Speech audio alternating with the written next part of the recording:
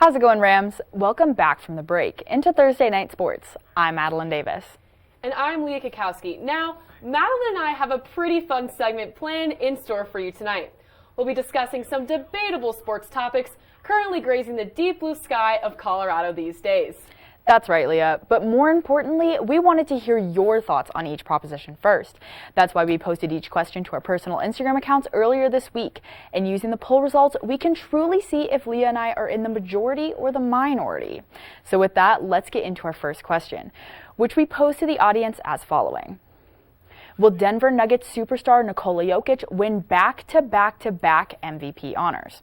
Well, 70% of you guys said yes, and honestly, I have to agree. Leah, what do you think about this one? I 100% agree. I know the media could get a little bit upset about that, but the thing is, there is nobody like Nikola Jokic. I mean, there's Giannis, Embiid, and other guys, but he's just proven to be the best out there. I mean, for example, he's had 16 triple-doubles so far. The Nuggets are undefeated when he has a triple-double. I mean, I just think it's no question personally. Madeline, what do you think? No, going to that triple-double stat, he is sixth. He has the sixth most triple-doubles in NBA history. He's only played 500 and some games. The next highest is LeBron James, who's played over 1,400. Like, he has this many triple-doubles with half the amount of games as these guys. I mean, what he's doing is just completely unheard of. I mean, he's legitimately going to go down as one of the greatest basketball players ever. I agree. And I mean, he gives so much props to his teammates. And I mean, it truly shows the Nuggets have so much depth right now with healthy players like MPJ, Jamal, and I mean, even Bones Highland with a six-man.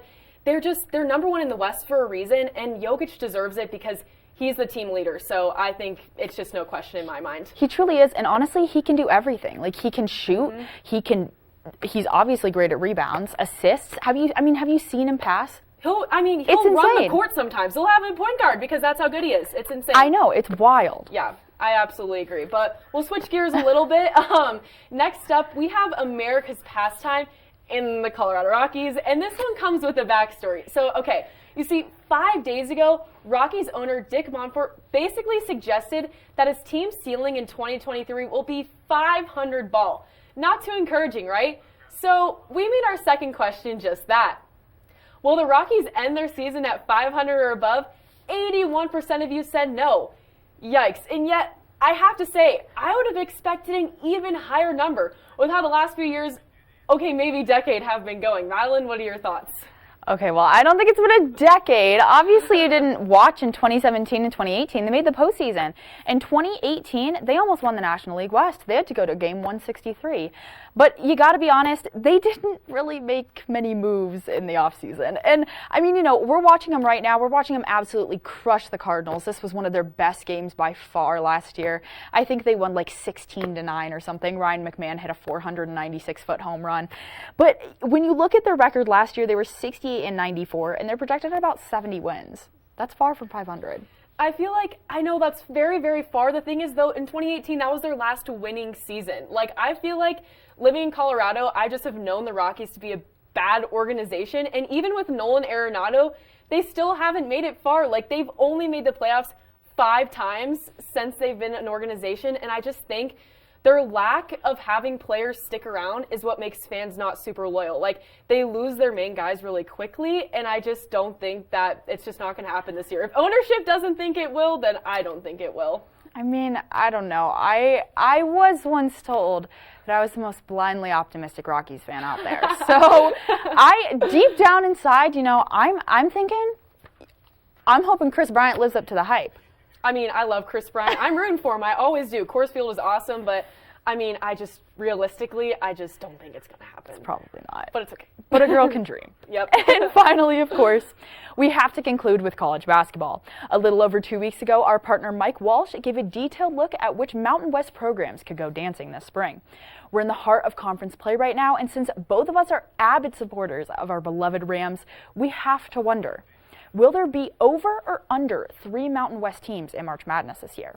I mean, given the abysmal performance at last year's event, with each of the 4 represented schools getting eliminated in the first round, it's no surprise that 72% of you guys thought it would be under. What do you think? I mean, I have to agree with that right there. It was really disappointing to see how competitive the conference was last year and to just have such a quick outing like that. And me personally, I think that's just going to show this year, even with games being played in Colorado, actually in Ball Arena. I just don't think the Mountain West is going to be able to pull it off personally. There's more competitive scheduling out there than the Mountain West, which is why I think they're going to be under 3 teams. I think they're going to get 2 bids, but honestly, that could change. I just think there are better conferences out there that people will pay more attention to. I get that. Personally, I think they're going to get probably at least 4. Right now they have 5 teams in net top 50. Or net top 40, excuse me. That's really good. So I don't know. I think it's a good year for the Mountain West once again. Just different teams this time. Yep, that's actually a really good point. It's just different faces that we're going to be seeing. I just don't know because of last year, but you're right. It's all about scheduling and how competitive these teams are. So who knows? We'll see what happens. We'll see. Yeah. And with that, Rams, that is all the sports action we have for you tonight. But don't go away just yet, because Zoe Weir has the one last story for you after this break.